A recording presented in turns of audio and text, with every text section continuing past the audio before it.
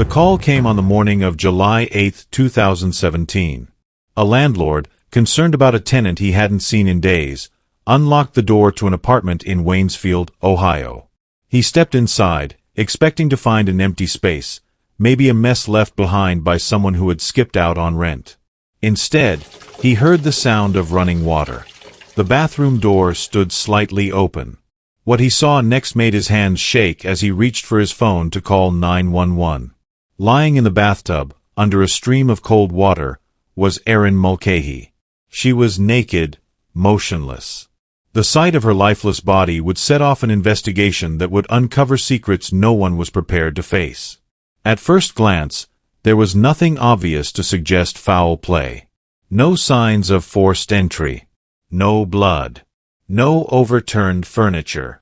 Just a silent apartment and a young woman whose life had ended too soon. But what seemed like a tragic accident would soon unravel into a murder case, one filled with deception, forensic evidence, and the disturbing truth about the man she once called her husband. What do you think happened to Erin Mulcahy? Was this a case of a tragic accident or something far more deliberate? Let us know your thoughts in the comments below as we uncover the details of this haunting case. Stay with us until the end, because the truth behind Erin's final moments will leave you questioning everything. Before her name was in headlines, before the tragedy that would define her story, Erin Mulcahy was a girl growing up in Lima, Ohio. She was born into a family that loved her deeply, raised in a community where people knew each other by name. As a child, she was energetic, always outside playing, always moving. She had a natural talent for sports, and by the time she reached high school, she was known for her athleticism. She played volleyball, ran track, and spent hours perfecting her skills. Her teammates admired her dedication, and her coaches saw promise in her determination. In 2000, she walked across the stage in her cap and gown, ready to take on the world. Graduation day was supposed to be the beginning of something new, something bright. She had plans, dreams, and the kind of ambition that could take a person anywhere. The people who knew her then would later say that no one could have imagined how her life would unfold, that no one could have foreseen the choices, the heartbreak, or the dangers waiting for her down the road. Outside of sports, Erin had a soft spot for animals. She couldn't walk past a stray dog without stopping, couldn't see an abandoned cat without wanting to bring it home. Her heart was big, her kindness effortless. If someone needed help, she was the first to offer it. She had a sense of humor that could light up a room. She loved to laugh, and her favorite shows were the ones that made her forget everything else for a little while. She could recite lines from Friends word for word, and no matter how many times she watched Seinfeld, it never got old. It was the simple things that brought her joy, a lazy Sunday, a movie night, a quiet evening spent with the people she loved. In April 2016, Erin married Brent Williams. In the beginning, they were happy. There were pictures of them smiling, of them celebrating milestones, of them building a life together. To those on the outside, they seemed like any other couple, figuring things out, planning for the future. But things changed. The happiness faded. The arguments grew more frequent. The love they once had became harder to find. By the time they reached 2017, they were living separate lives. Brent had moved out. The marriage was over in every way except on paper. And yet, even as they distanced themselves from each other, their connection wasn't completely severed. What happened between them in those final weeks? What words were spoken? What went wrong? The answers to those questions would soon become the focus of an investigation that would lead straight to Brent Williams. Before we continue, drop a comment below, let us know where you are tuning in from and the time. Do me a favor, like this video, share and subscribe to the channel to encourage me. July 8, 2017, started like any other summer day. The heat pressed against the windows, and the quiet streets of Waynesfield moved at their usual slow pace. But at one apartment, something was wrong. Erin Mulcahy hadn't been seen in days. Her car sat in the same spot. Her mailbox was full. The landlord had knocked more than once, but there was no answer. Concern turned to unease. He pulled out a key and stepped inside. The air inside was thick heavy with something he couldn't quite place. Everything looked untouched, as if time had paused. The shower was still running, water spilling over the edge of the tub, pooling on the tile. Erin lay beneath it, her skin pale, her body still. The landlord's breath caught in his throat as he stumbled backward, reaching for his phone. The dispatcher's voice barely registered as he tried to explain what he was seeing. When officers arrived, they moved cautiously. There were no shattered locks, no broken windows, no signs of struggle. Just Erin, unmoving, in a space that should have been safe. The room was quiet except for the steady stream of water still falling from the faucet. At first, there were no clear signs of foul play. The authorities considered the possibility of an accident, maybe a medical emergency. Erin had struggled with seizures in the past. Could she have collapsed? Could she have slipped? But something wasn't right. The way she was found. The condition of her body. The uneasy feeling that settled over the investigators as they stood in that small bathroom. The truth would take time to uncover, but one thing was certain. This wasn't just another day in Waynesfield. This was the beginning of something much bigger. The medical examiner's report left no doubt. Erin Mulcahy had been strangled. The bruising on her neck told the story. The marks inside her throat showed the force that had been used. There was no mistaking it. This was no accident. This was no medical emergency. The examination also uncovered signs of sexual assault. Evidence that could not be ignored. Whoever had done this had left behind undeniable proof. The toxicology report revealed something else. Erin had low levels of diazepam in her system, a medication used to treat anxiety. But there was no alcohol. For someone with a history of drinking, this stood out. The pieces of the puzzle were coming together. And every new detail pointed investigators in one direction, toward someone who had been close to her. Someone who had reason to be in that apartment. Someone who had something to hide. The weight of past choices does not vanish overnight. For Erin, the battle had been long, exhausting, and relentless. Those who knew her best had seen the toll it had taken. Some had tried to help. Others had stepped away, unable to watch any longer. For more than a decade, Erin had fought against alcoholism. It was a constant shadow, following her through the years, never fully letting go. She had tried to stop. There were days when she swore she was done, but the grip of addiction is not easy to break. It had cost her friendships. It had strained her marriage. It had put her in situations she never should have been in. Her struggle with alcohol had led to seizures, frightening episodes that left her disoriented and vulnerable. Each time, she promised herself that it would be the last. Each time, she fell back into old patterns. She had been hospitalized more than once. The medical staff knew her face. They had seen her name on patient charts before. Some knew what to expect. Others held out hope that this time, she would turn things around. Her mental health was fragile. She had spoken about her pain, but not everyone had listened. She had threatened to end her own life before. Whether it was a cry for help or something she truly meant, no one could be sure. What was clear was that she was hurting. The people closest to her had seen it. They had heard it in her voice. They had witnessed the moments when she seemed lost in her own thoughts, staring at nothing, as if she was somewhere else entirely. Brent had been one of those people. He had seen the highs and the lows. He had lived through the nights when she couldn't stop herself from drinking. He had seen the aftermath. He had watched as the woman he married became someone he barely recognized. Their relationship had been turbulent for months, maybe longer. And now, with Erin gone, every part of her life was being laid out for the world to see. What had happened to her? What led to her final moments? The truth was beginning to take shape, but there were still more questions than answers. Some relationships are built to withstand pressure. Others fracture under its weight. Erin and Brent had once believed in a future together, but the reality of their marriage had been far from what either had imagined. What began as a promise of forever had unraveled into something tense and volatile. Their marriage had been in trouble for months. Arguments had become routine. Tension lingered in every conversation. Brent had grown distant, frustrated, tired of the fights that never seemed to resolve anything.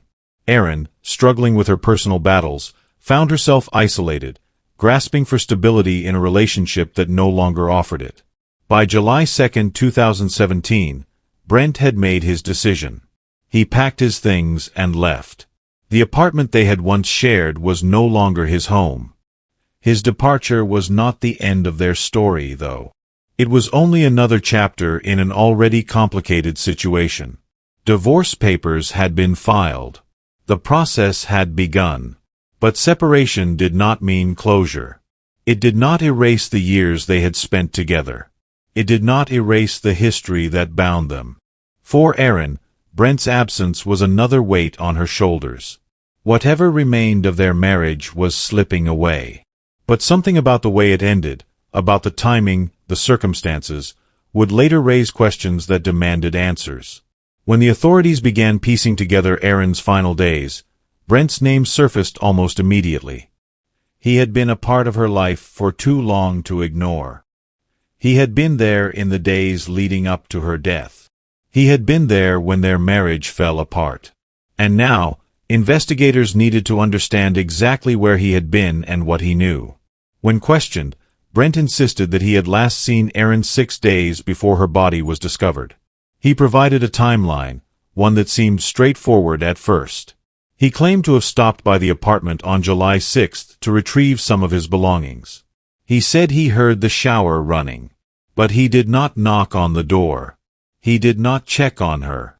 He left, without a second thought. Something about his account felt incomplete. Investigators noted his demeanor. He was calm, perhaps too calm. The way he spoke about Erin's death lacked something: concern, urgency, remorse. His words did not match the gravity of the situation. As the questioning continued, inconsistencies began to emerge. His timeline had gaps. His explanations wavered. Details shifted slightly, almost imperceptibly, but enough to raise doubt. If his story was true, why hadn't he checked on her? If he had been there on July 6, why had he left so easily? The questions were only beginning, and they would soon lead to revelations that no one could ignore. Evidence does not lie. It does not shift or change under pressure. It remains, waiting to be uncovered, waiting to tell its story. In Erin's case, her body held the answers investigators needed. The truth was there, in the bruises on her skin, in the marks left behind, in the microscopic details that could not be erased. During the autopsy, forensic experts documented clear signs of injury: bruising along her face, deep discoloration across her throat, marks that told a story of force, of struggle, of something that had not been peaceful. The pressure applied had been enough to cut off oxygen, enough to silence her completely. The cause of death was no longer a question. She had been strangled. Someone had taken those final moments from her, and now investigators needed to know who. The search for answers did not stop there. A deeper examination revealed more, a discovery that shifted the investigation once again. DNA testing brought Brent's name back to the center of it all. His sperm was found inside Erin's body, a piece of evidence that raised a new set of questions. If he had last seen her on July 6, as he claimed, then when had this happened? What had taken place in the time between his visit and the moment her body was found? Investigators examined every possibility. They considered the timing, the condition of the scene, and the inconsistencies in Brent's statements. The presence of his DNA could not be explained away easily. It was not something that could be dismissed. It placed him closer to the moment of Erin's death than he had admitted. It contradicted the narrative he had given. And it made the investigators look at him in a way they had not before. The evidence was building. Each new detail added weight to the growing suspicion. The timeline Brent had offered was no longer holding up. The forensic findings were speaking louder than his words. And soon, the pressure on him would only grow stronger. Words can reveal as much as they conceal. In the days following Erin's death, those who had interacted with her and Brent came forward, their accounts adding new layers to an already complicated story. Some details aligned. Others raised even more questions. Chris Sexton had only known Erin briefly. Their connection formed through an online dating site. He met her in person on July 3, 2017, just days before she was found. According to his testimony, they spent time together at her apartment. They talked, they laughed, they shared moments that, in hindsight, became pieces of a timeline investigators needed to understand. Chris had no idea he would be one of the last people to see Erin alive. His encounter with her was casual, but it placed her in her apartment, safe, just days before everything changed. Then there was Tiffany Reynolds, a woman who had never met Erin but had become involved with Brent within weeks of her death. Tiffany described their initial conversations as flirtatious, but what stood out to her were the details Brent volunteered. He mentioned his wife's passing almost in passing, offering little emotion, little reflection. What he did bring up, however, was a $25,000 life insurance policy taken out in Erin's name. The way he spoke about it made her uneasy. It was not grief that filled his words but something else, something harder to define. Other acquaintances painted a similar picture.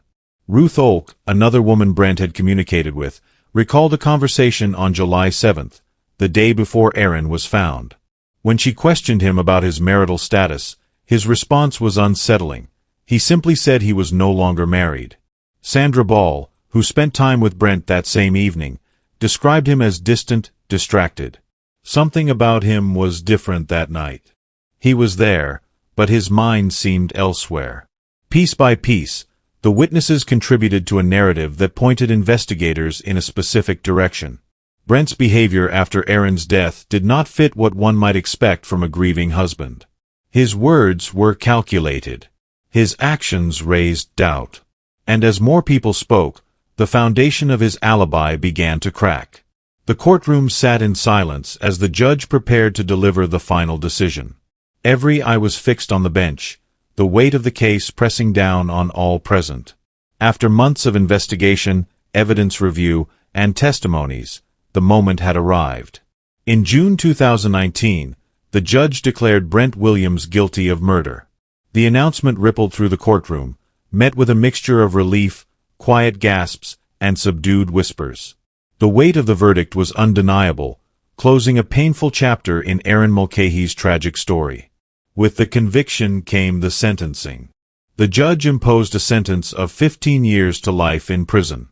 This meant Brent would serve a minimum of 15 years behind bars before being eligible for parole. The reality of his fate settled over him, but his demeanor remained composed.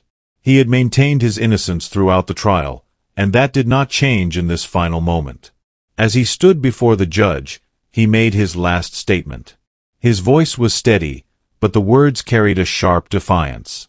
"I am not guilty of these charges. I didn't do this. I'm sorry that you felt I did do this." His declaration hung in the air. There was no emotional breakdown, no plea for mercy, just a flat denial of the crime he had been convicted of committing. But the court had spoken. The evidence, the testimonies, and the forensic findings had all led to this outcome. Brent Williams was escorted out of the courtroom, beginning his new life behind bars at the Allen Oakwood Correctional Institution in Lima, Ohio. His parole eligibility was set for May 2034, but for now, justice had been served. The case had left an indelible mark on Erin's family and friends. Her life, full of potential and promise, had been cruelly taken. While the conviction provided legal closure, the emotional wounds remained. Questions would linger. Could Erin have been saved? What truly happened in those final moments? The trial had been one of contradictions, conflicting stories, and forensic breakthroughs. The court's decision had been clear, yet Brent's unwavering denial added an unsettling layer to the case. As the years pass, only time will tell if any new revelations will emerge. Until then, Erin's loved ones must live with the memories of the woman they lost far too soon. The courtroom had been silent as the judge read the verdict. Brent Williams stood motionless, his face betraying nothing as the words rang through the chamber, "Guilty of murder." More than 2 years had passed since Erin Mulcahy was found lifeless in her apartment, and now, on that June day in 2019, a decision had been made. 15 years to life. A sentence that closed one chapter but opened another, one filled with appeals, questions, and the weight of justice that never quite feels complete. Brent maintained his innocence until the very last moment, addressing the court with a steady voice. He denied any involvement, denied harming Erin, and denied that the forensic evidence against him told the full story. He spoke not of regret, but of injustice, his own. The judge's response was firm. The evidence, the testimonies, the timeline, everything pointed to one conclusion. Erin had died by strangulation, and Brent was the one responsible. The gavel fell, and the case, at least in the eyes of the law, was over. But was it? Appeals followed, as they often do. Brent's legal team argued that the evidence had been misinterpreted, that Erin's history of seizures and substance use had been downplayed. They claimed the case had been rushed, that assumptions had shaped the narrative more than facts.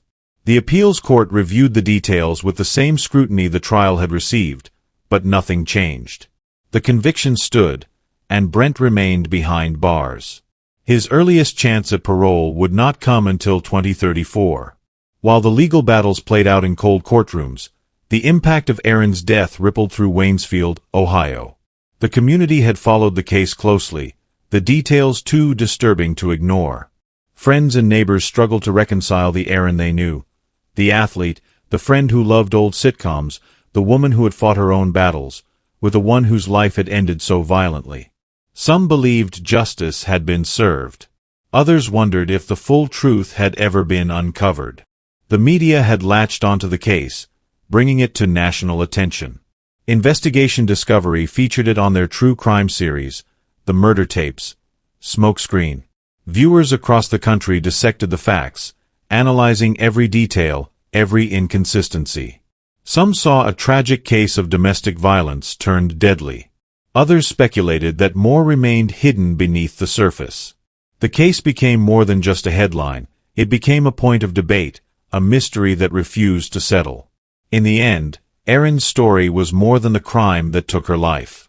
It was about the struggle she faced, the love she gave, the battle she fought against addiction and heartbreak.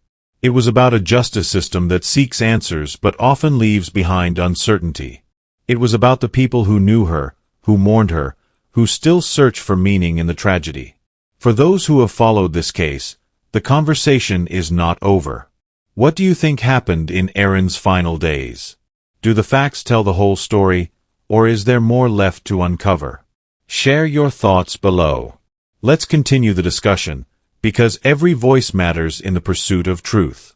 And if you want to hear more stories like this, cases that challenge what we think we know, make sure to subscribe. There's always more to uncover, and together, we can keep these stories alive.